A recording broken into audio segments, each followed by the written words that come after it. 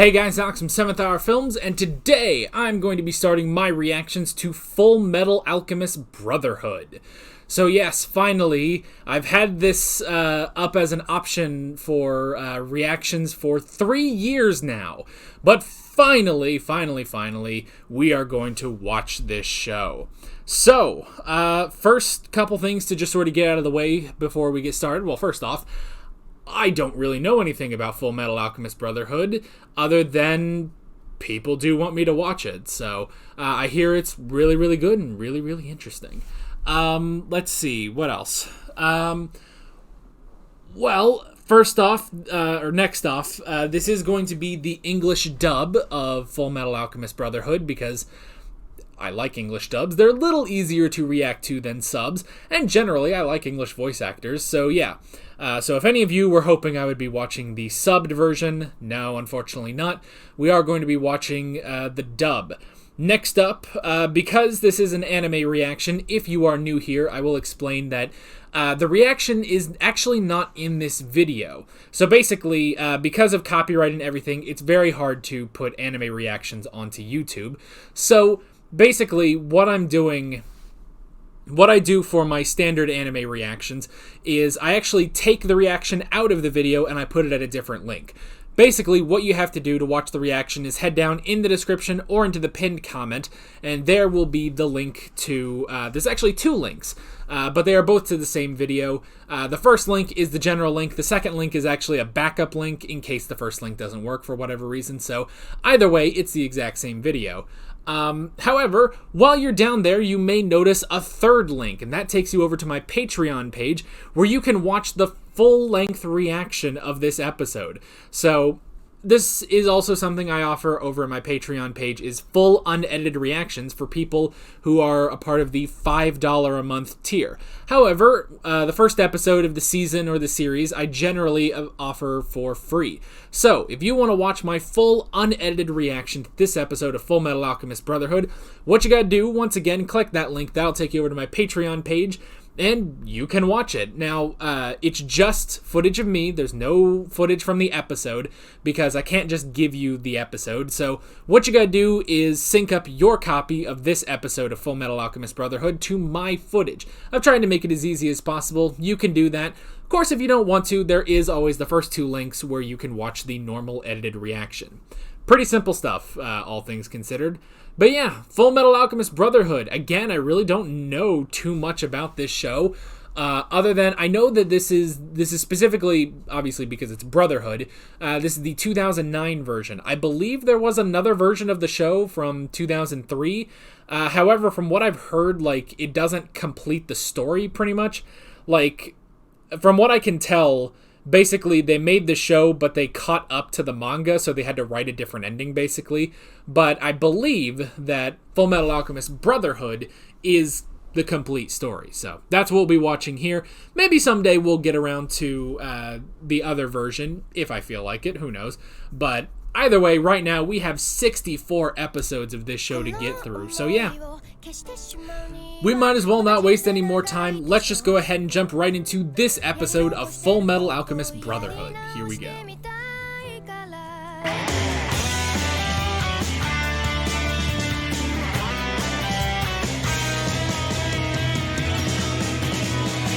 Okay, that is episode 1.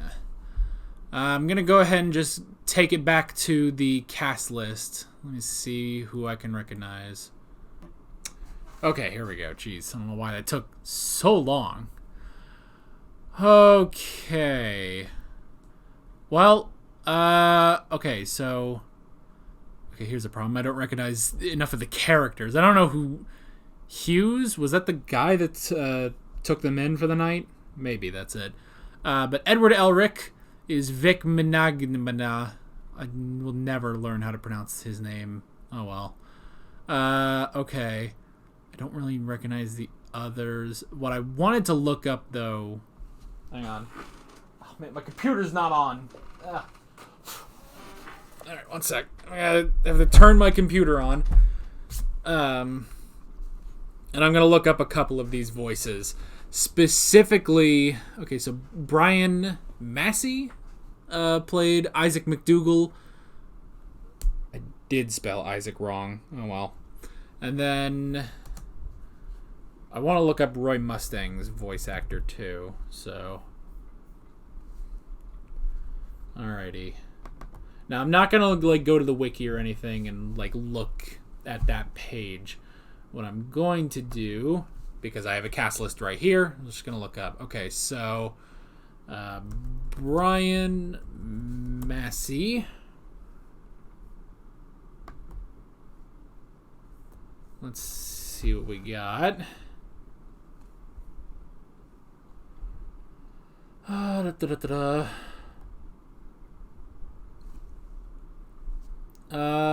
he plays Oolong in Dragon Ball Z Kai. There's something. I'm sure there's a bunch of stuff on here that other people will recognize, but I'm just going off of what I recognize from this guy.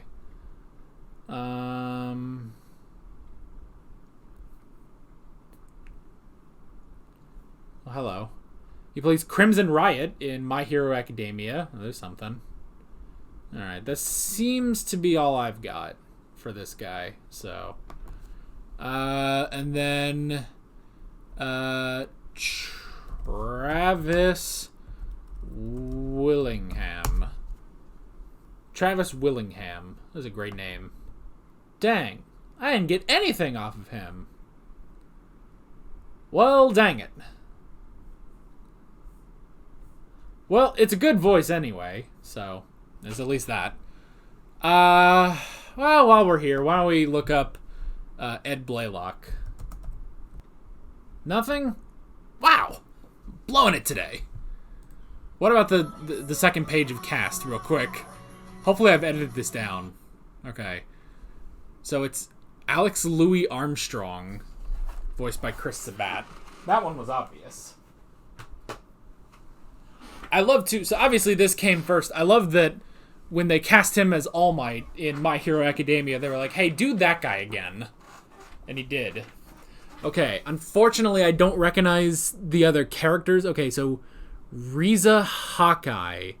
Was that the other person who was like dissing on Roy Mustang? I was like, oh, he's useless on a rainy day. I think so. She's voiced by Colleen Clickenbeard.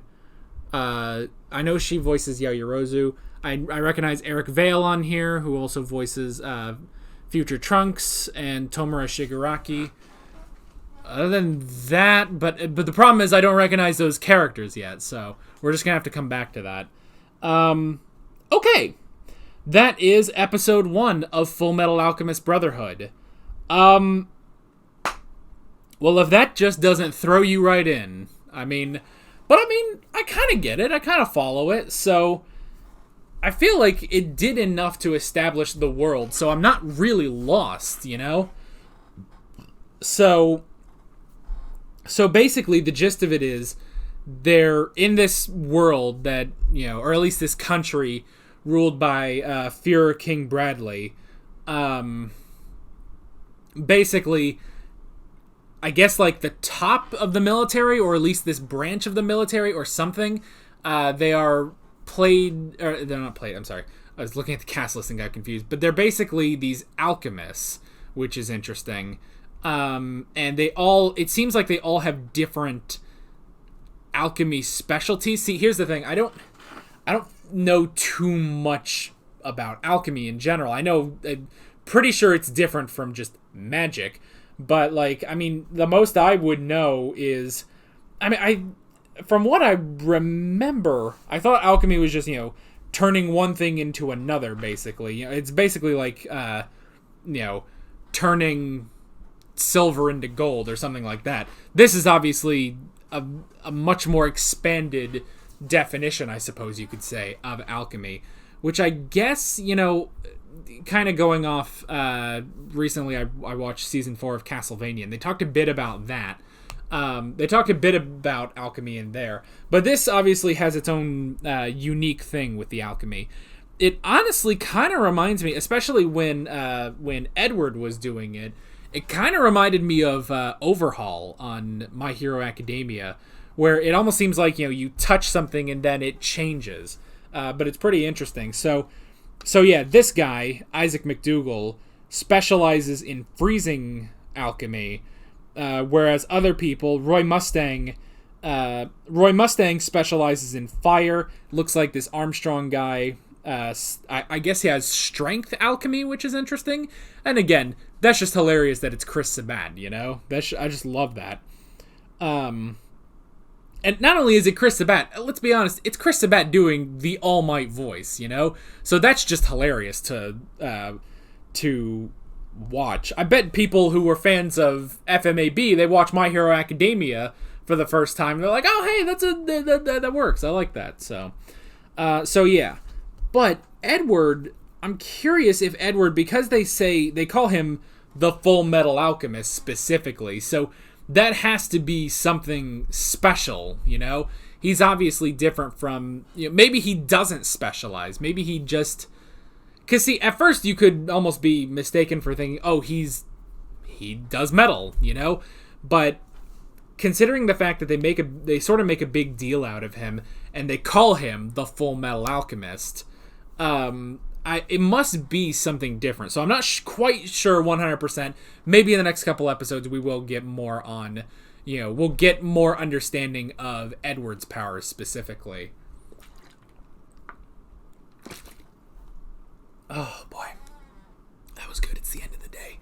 It's gonna be the end of the day when I do these reactions. So if I sound a little tired or my voice is a little hoarse, that's why. Anyway, but yeah, so. But again, just throwing you right into the story. But I like that. I like how that works. It honestly does give you a good view of this world, you know, seeing how these people interact with Isaac McDougall, our freezing alchemist, and how that works. So yeah, we have Isaac. He's anti-establishment, and we had the whole thing of, you know, he was talking to the Crimson Alchemist, and basically it was something like, well, you know, the Fuhrer, he made us, you know, kill these people and stuff. He made us do these horrible things, and that's why I want to take him down. So it's not just, you know, some crazy man going and trying to kill, you know, this, I guess, world leader basically, but instead it is very specifically that you know, this is someone who I guess is going against maybe the principles of this country, or at least this Fuhrer King Bradley.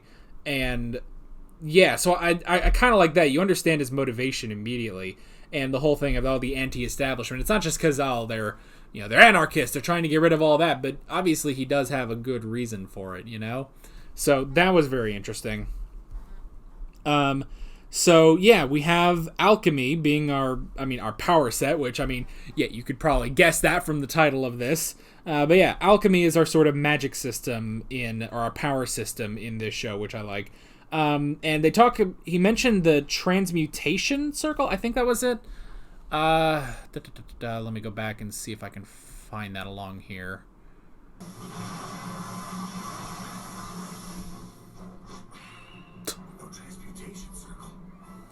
Okay, transmutation circle. Interesting. So he was drawing these transmutation circles all around the city, basically. And that was the thing, was that he was using them to create this giant transmutation circle in order to freeze the capital. Now, I noticed that, like, on this Mustang guy and Armstrong, that it looks like on their gloves is a similar sort of symbol, you know, the circle, and I assume that's a transmutation circle. So presumably that's how they do it, instead of, you know, whereas he writes it all out in chalk and that's how he then uses his powers. They have it on their gloves, which actually, that's very clever, honestly. You know, sort of cut out the middleman. Hey, I've got it on my gloves so I can do anything now. You know, that is actually very, very clever. But it sounds like Edward doesn't use one at all, and maybe that's part of the perk of being the Fullmetal Alchemist. Or maybe that's the full part of it. Maybe Edward, while he does only specialize in metal, it's that he is a full metal alchemist specifically. I'm trying to figure it out. Of course, I'm sure the episodes are going to make it more clear what it means to be the Fullmetal Alchemist. So the way they specifically say, Isaac here is the freezing alchemist, or Roy Mustang is the flame alchemist. Maybe if Roy Mustang didn't need, I guess, a transmutation circle, that he would be the full flame alchemist or something. I don't know. I'm not really sure, but again, I'm sure they will tell me at some point. So yeah, interesting stuff. Well, it seems like Edward doesn't need that. He's that powerful an alchemist, which is interesting. So yeah, Edward Elrick, he's the Fullmetal Alchemist. I like that moment where he says, I'm not gonna kill for you. The whole point of this was, to either capture or kill Isaac McDougall, but it's interesting. Edward specifically says, I'm not going to kill him. So maybe that's a specific, honor for him, like an honor, like a killing code, basically, like, a superhero. I'll be curious if there's a bit more of that, if that goes into more of his character. I feel like they had to say that line for a reason, like he is opposed to killing. We have his younger brother, Alphonse Elrick, Alphonse Elrick, who has bonded his soul into this metal armor, which is very interesting. Excuse me. Whew. So yeah, he has bonded his soul, or Edward was the one who bonded the soul of Alphonse into the armor, because, as Isaac McDougall pointed out, the two of them committed the taboo of alchemy, which is human transmutation, which is interesting. So where now they specifically call Isaac the freezing alchemist, but it looks like he just works with water. He can control water. He can change the temperature, whether it's scalding hot. He can get it to boil, or he can get it to freeze. But it's interesting that they specifically call him the freezing alchemist. But yeah, so it makes me think, like, okay, well, every alchemist, they have their specialties, but Edward and them, they tried, I guess, as kids, to change the human body, which is, I guess, the taboo, and it didn't work. So they lost their bodies, where Edward lost his arm, and it looks like his leg too. He lost his arm and his leg, whereas his brother lost his entire body and is now bound to that armor. But they are looking for a way to restore their bodies back to normal, which is interesting. So I'll be curious. I'll be curious, like, what that entails, and honestly, just more about that. Like, I understand. See, that's the good thing, is that even with such a small line and such a short flashback, even, but you understand the motivation behind them. You understand, why they're doing this and how they are different from other alchemists. So honestly, really good setup in this first episode here. And then in terms of some of the other alchemists, so we have Armstrong, who seems to, honestly, it seems to be just strength alchemy. So perhaps, now this does lead to question, like, okay, so what is the human transmutation specifically? Because this guy is, yes, he is a very built guy, but he is specifically using alchemy to, I guess, enhance his strength in order to punch stuff. But it does make me curious, like, okay, well, then that must not be this taboo that Edward and Alphonse were trying to do. So what exactly is? I'm trying to figure out the differences between those. But we'll get more into that in the next few episodes, I think. Unless they don't talk about it. It may be a while before they really give a clear definition, but that's okay. We'll figure it out as we go along. Then we've got, Roy Mustang, who has the flame alchemy, which, flames, that's pretty nice. Now, I like how they gave him this weakness, though. I like how they gave him this weakness, and it's not a weakness you honestly may even think of, but it's true. Like, I like how they say, the one woman was saying, like, oh, he's useless on a rainy day, and it's like, oh, that's something I wouldn't think of, Like, you would think if his fire is good enough, it wouldn't, rain wouldn't affect it, but honestly, yeah. So I like that, whereas, we don't really get that when we have other sort of fire power bases, like, let's say, Avatar, with Zuko and everything, there are some drawbacks, it's better in the sun and stuff like that. But you don't really get too much of like, oh, well, if he's in the rain. But I guess it didn't rain ever. It didn't really rain too much while he was using his fire. Or, you have on MHA, you have Endeavor, and his whole weakness basically is his overheating. But I like that distinction with Roy Mustang, with his fire alchemy. So I'll be curious to see if there are any other, like if it goes into any of those other weaknesses or if it's just that. But I like, because fire, that's pretty powerful, and this guy seems to be pretty good. So I'm glad that they kind of give him that weakness right off the bat. So that's really good. Let's see. So we had the circles and everything, and the Philosopher's Stone that the woman with the long hair and the little dude eating stuff, that woman, whoever she was, gave him this Philosopher's Stone, I suppose, in order to create this giant transmutation circle around the city, which is interesting. And he was going to freeze Command itself so that he could kill Führer King Bradley. And I also like, even at the end when he was like, oh, well, you don't have any water, and definitely you kind of pulling a sort of something out of Avatar. Although the way they did it was very interesting, where it wasn't just that he was using the water in his body, but it was coming out as blood, basically. And so using that, and he was using his own blood, even though it's not a very powerful, attack, he does still have water. So I like that. But then he was taken down by Bradley, which is interesting. I'm curious to learn more about this guy, because that moment where he takes him down, that is a very intense, almost a classic, samurai, they both hit and they're just standing there and you wait for one of them to fall. And it was him that fell. But then, when Edward and Al show up, and he's like, oh, well, isn't that amazing that I was the one who, took him down? He's like all smiles and stuff like that. It's like, okay, I think something's up with this guy, but we'll have to see what.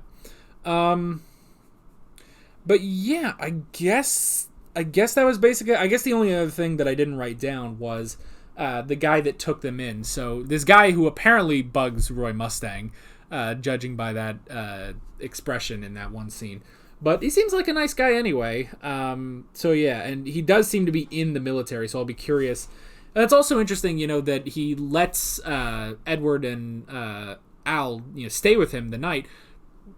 Where do they normally go? Like, I would assume they stay in the city, but I mean, I don't know. I don't really know like their position in the military. They don't wear, at least Edward doesn't wear a military uniform like the rest of them. So I don't know. And the fact that they do say is like, oh, well, the town's abuzz with news of the Fullmetal Alchemist. So maybe they are relatively new to the city. So I don't know, but we'll have to see. But honestly, for a first episode, that was really, really good. Even though it throws you right into the action, honestly, it does a pretty good job of establishing the world and these characters and everything, and you learn just enough. You don't learn everything, but you learn just enough to be like, okay, I think I can connect this, and this, and, I still have, some unanswered questions, but that's what the rest of the show is for. So far, so good. I'm really enjoying this, and I'm curious to see where we are going next time. So with all that being said, I'm Alex from 7th Hour Films, and I will see you guys next time. Take care. Alright guys, thanks for watching this video. There's a bunch of links on screen if you want to go click around to any of those. We'll leave it in. There's a playlist for all of my Fullmetal Alchemist Brotherhood reactions, even though there's only one at time of this going up. There's also another video you can go click on if you want. There's also a subscribe button and a Patreon button on screen, as well as other links in the description if you want to go check out any of those. See you guys later.